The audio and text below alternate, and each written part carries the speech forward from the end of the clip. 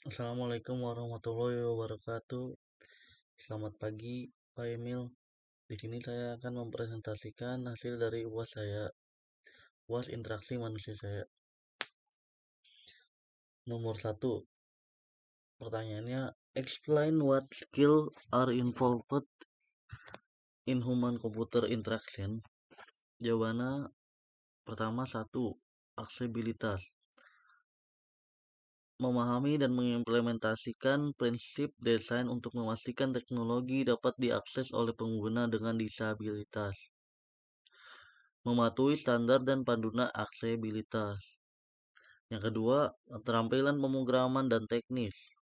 Pengetahuan dasar tentang bahasa pemrograman dan pemahaman teknis untuk berkomunikasi secara efektif dengan pengembang. Keterampilan dengan teknologi baru yang muncul seperti realitas virtual VR atau realitas terpancung AR. 3. Keterampilan komunikasi.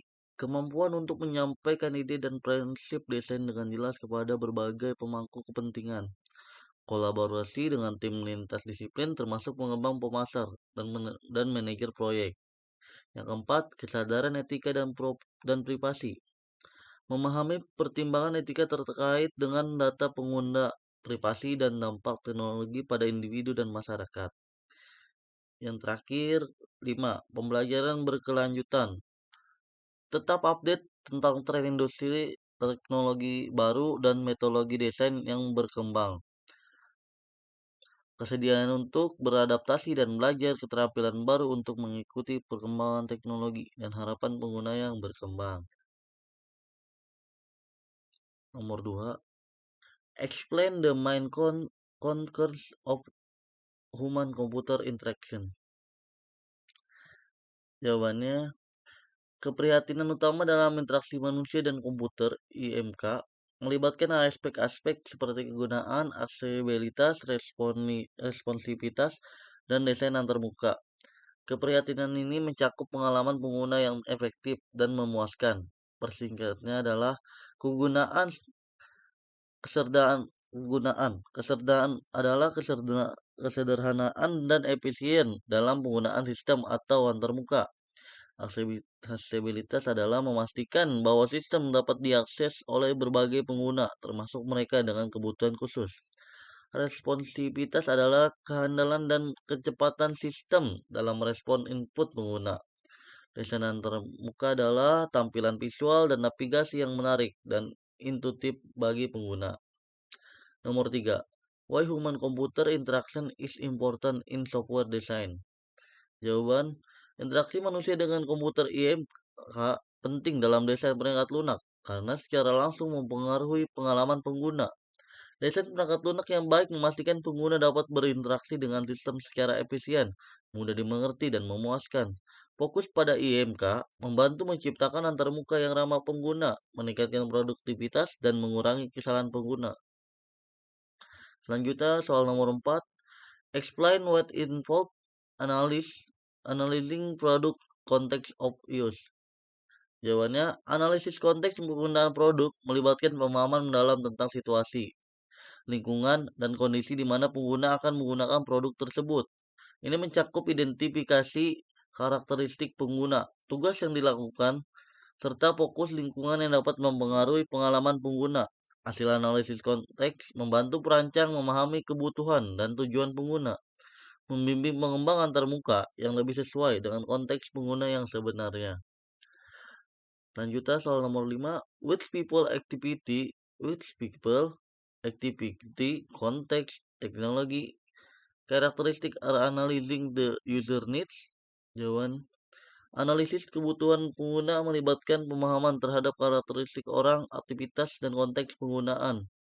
Persingkatnya adalah karakteristik orang, aktivitas, dan konteks. Soal nomor 6. How data can be record during the data gathering session with stakeholder? Jawabannya, data dapat dicatat selama sesi pengumpulan data dengan pemangku kepentingan melalui metode catatan, audio, atau transkripsi. untuk mendokumentasi wawasan dan informasi yang diperoleh dari partisipasi mereka. Mencatat dalam sesi pengumpulan data pemangku kepentingan sangat penting untuk memperoleh wawasan berharga dan memastikan dokumen yang akurat. Berikut beberapa cara efektif mencatat data selama sesi ini. Pertama, note taking, mencatat. Pencatatan tradisional adalah cara sederhana dan cepat untuk menangkap informasi menggunakan pena dan kertas atau alat digital seperti tablet atau laptop. Tetapkan peran dalam tim seperti pencatat khusus untuk memastikan cakupan diskusi yang komprehensif. Yang kedua, rekaman audio dan video. Rekam seluruh sesi menggunakan perangkat perekam audio atau video. Hal ini memungkinkan peninjauan diskusi yang lebih rinci dan membantu penangkapan nuansa yang mungkin terlewatkan dalam catatan tertulis. Pastikan Anda memiliki izin dari pemangku kepentingan untuk merekam sesi tersebut karena pertimbangan privasi dan hukum mungkin berlaku. Yang ketiga, layanan transkripsi. 1. Gunakan layanan transkripsi untuk mengubah kata-kata yang diucapkan menjadi teks tertulis. Hal ini dapat menghemat waktu dan memberikan catatan sesi acara verbatim. Yang kedua, banyak alat dan layanan transkripsi tersedia di online. Beberapa bahkan menawarkan transkripsi waktu nyata. Yang keempat, alat kolaborasi digital. Gunakan alat kolaborasi digital seperti Google Dokumen, Microsoft Teams, atau perangkat lunak manajemen proyek lainnya yang memungkinkan banyak anggota tim berkontribusi dalam pembuatan catatan secara real time. Alat-alat ini seringkali mendukung pengeditan simultan sehingga memudahkan tim terdistribusi untuk berkolaborasi. Yang kelima, pemetaan pikiran. Buat representasi visual dari ide dan diskusi menggunakan alat pemetaan pikiran. Hal ini dapat membantu dalam mengatur informasi yang kompleks dan hubungan antara berbagai konsep. Alat seperti MindMaster atau Xmind dapat berguna untuk tujuan ini.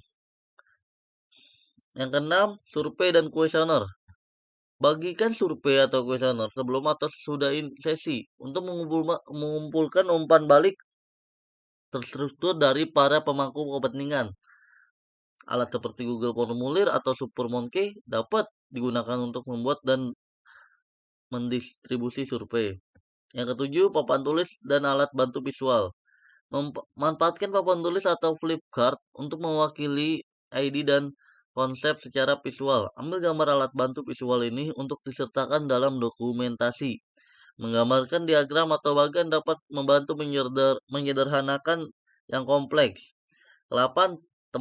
Template terstruktur. Siapkan template terlebih dahulu untuk memandu proses pengumpulan data. Hal ini memastikan bahwa semua informasi yang relevan ditangkap secara sistematis.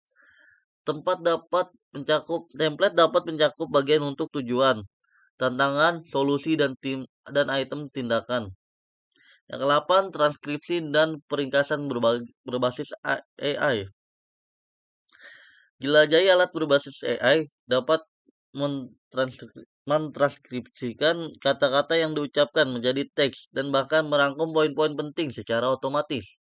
Beberapa platform menawarkan kemampuan pemrosesan bahasa alami untuk mengekstraksi wawasan dari rekaman percakapan. Yang ke-9, aplikasi dokumentasi. Gunakan aplikasi dokumentasi khusus seperti Evernote, OneNote, atau Confluence untuk mengumpulkan dan mengatur informasi secara efisien. Ingatlah untuk memperhatikan sensitivitas informasi yang dibahas dan ikuti pedoman etika dan hukum saat mencatat dan menyimpan data. Selalu minta izin dari pemangku kepentingan sebelum merekam sesi dan informasikan kepada mereka tentang tujuan dan penggunaan data yang direkam. Selanjutnya soal nomor 7. What kind of question are used in usability questionnaires?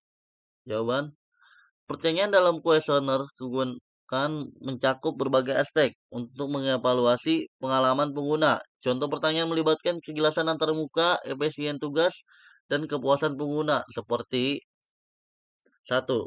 Seberapa mudah Anda menemukan informasi yang Anda butuhkan? 2.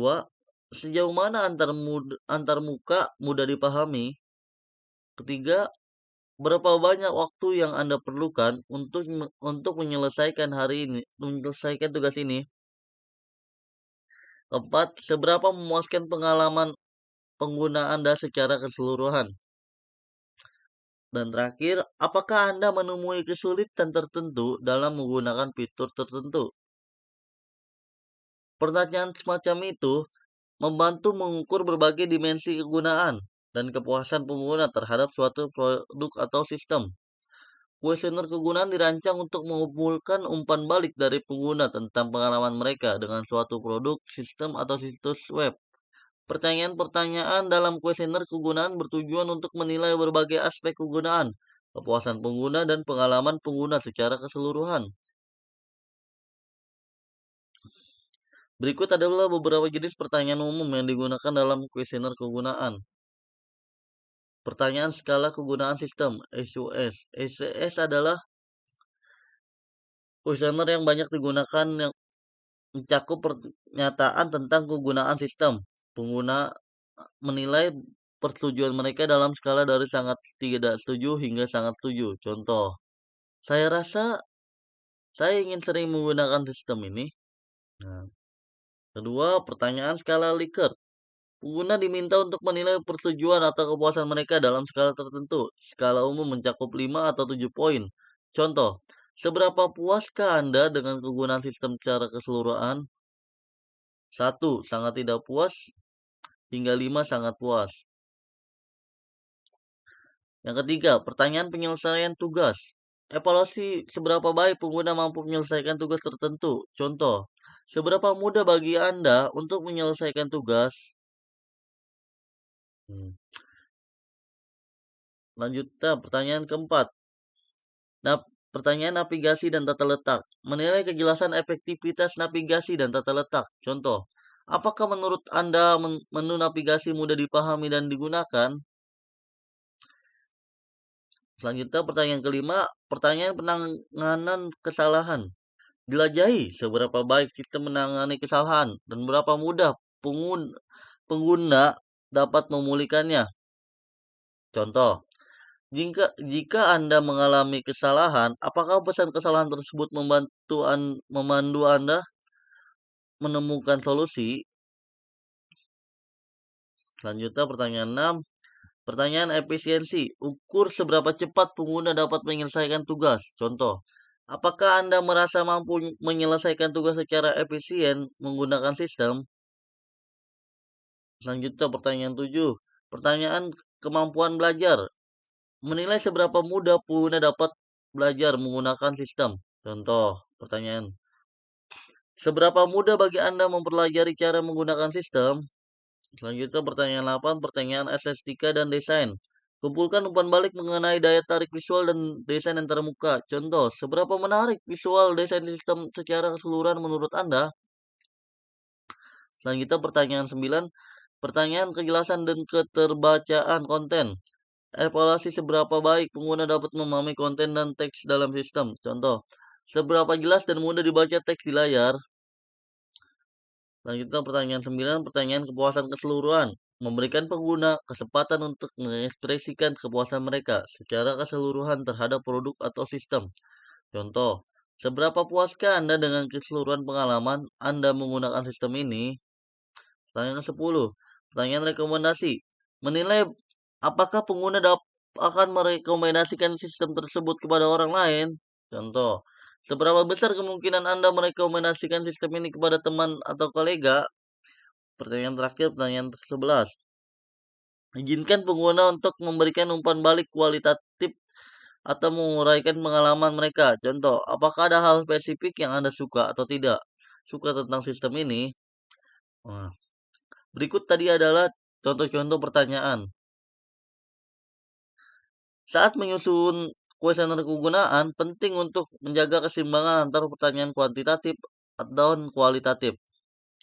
Untuk mendapatkan pemahaman komprehensif tentang pengalaman pengguna, selain itu, uji coba dan pengulangan kuesioner dapat membantu memastikan efektivitasnya dalam mengumpulkan umpan balik yang berharga. Lanjutnya soal nomor 8.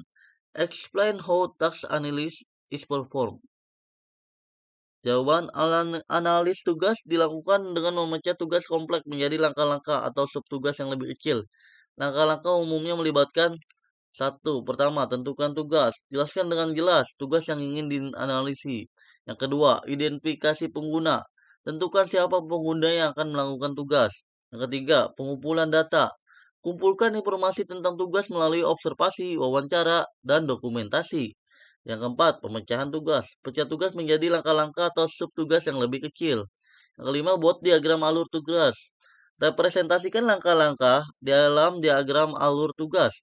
Yang keenam, identifikasi keputusan dan interaksi. Kenali titik-titik keputusan dan interaksi di dalam tugas. Yang ketujuh, pertimbangan kendala. Pertimbangkan kendala seperti waktu, lingkungan, atau teknologi. Yang ke-8, dokumentasi. Dokumentasikan hasil analisis termasuk diagram alur tugas dan deskripsi langkah-langkah. Ke-9, validasi dengan pengguna. Validasi analisis dengan mendapatkan umpan balik dari pengguna. Yang ke-10, iterasi dan perbaikan. Lakukan iterasi dan perbaikan berdasarkan umpan balik untuk meningkatkan analisis tugas. Yang ke-11, terapkan pada desain. Terapkan temuan analisis tugas pada desain produk atau sistem. Analisis tugas membantu desainer dan pengembang memahami detail tugas pengguna, memastikan desain yang sesuai dengan kebutuhan dan kapabilitas pengguna. Selanjutnya soal nomor 9, explain how task analysis perform using storyboard, skenario, use case, hierarchical task analysis.